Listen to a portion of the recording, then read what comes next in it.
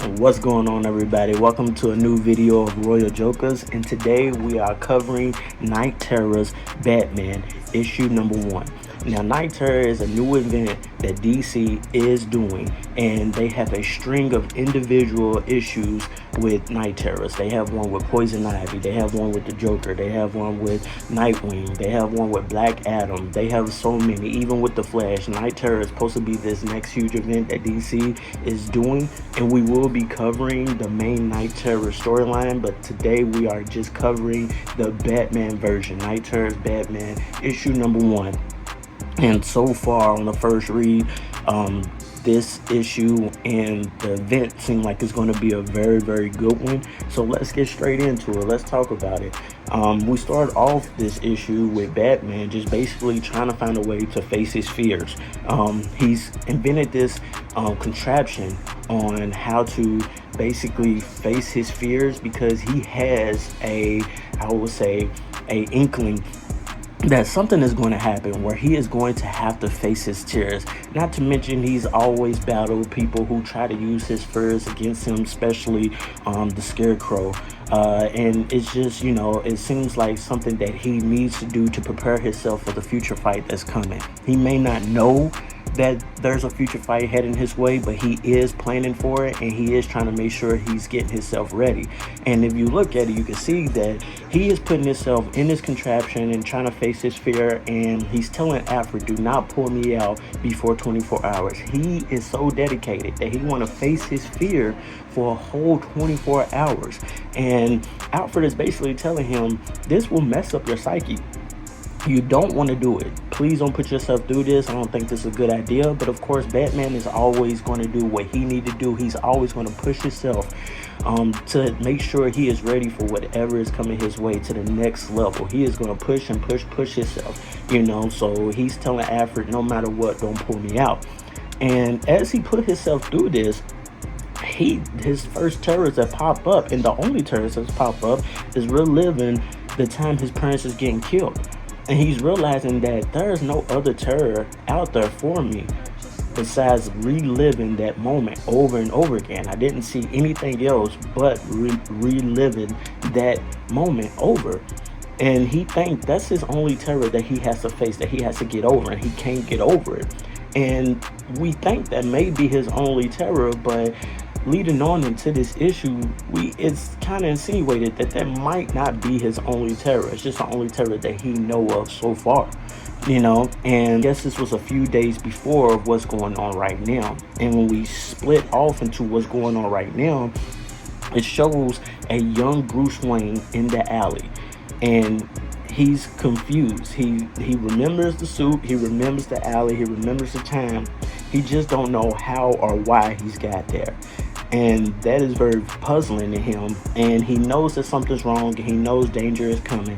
So he's basically like, look, this movie theater, this alley, I've been down this road plenty of times. I used this one last happiness that I had with my parents against me so many times. This doesn't affect me. Come on, get with it. Let's go. Tell me what you really want. Tell me what this battle really is, because I'm ready for it. And we jump to him being choked. We jump to him, fighting and everything like that. And then next thing you know, he's back into the graveyard. And it shows a whole bunch of tombstones. And of course, it shows the tombstones of his parents. But as he walks further and further along, he sees the tombstones of Dick Grayson, Tim Drake, Damian Wayne, Jason Todd, Commissioner Gordon, a whole bunch of other people, Cassandra Cain, Selena Kyle. It just shows tombstones, and basically insinuating that no matter where you go, you leave death and pain and grief to everybody that you have once loved. They all going to end up here, and that should be a terror for you. But the young Bruce Wayne is like, this is nothing. This doesn't scare me. You can try all you want. There's nothing you can do that can scare me. There is no terror that you can present to me that will, make me scared or make me run away. There's nothing there. So then we get greeted by a funny looking dude in a, what we would say, a Robin costume, but this Robin costume don't have the R, it has the I. It shows this guy with a funny hairstyle. He just looks like a deformed Robin, and he ends up presenting himself, and he tells you, I am Insomnia.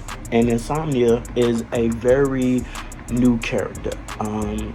There's no Insomnia in the past that I can think of, unless they're changing him from an old character in the past and changing his name and making him a new foe, so to speak. But this is a very, very new character, Insomnia, and he's basically just looking for the Nightmare Stone.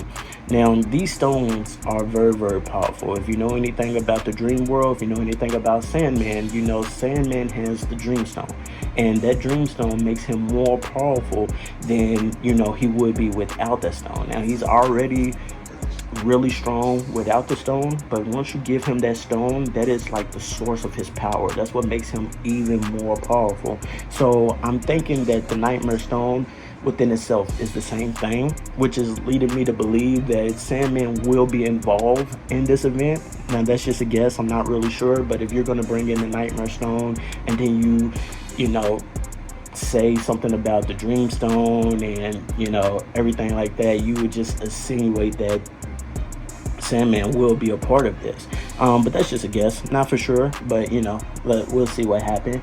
But moving along, they show basically Catwoman in a dress, or kind of like a funeral attire, just telling him just say yes to Insomnia and we can try to be together again, because there was a time where Batman and Selena Kyle basically was together. Things didn't work out, obviously, but Insomnia is basically playing with his emotion and trying to tell him, hey, if you can just give me this one thing, we can try to make this work with Catwoman. Y'all can be back together.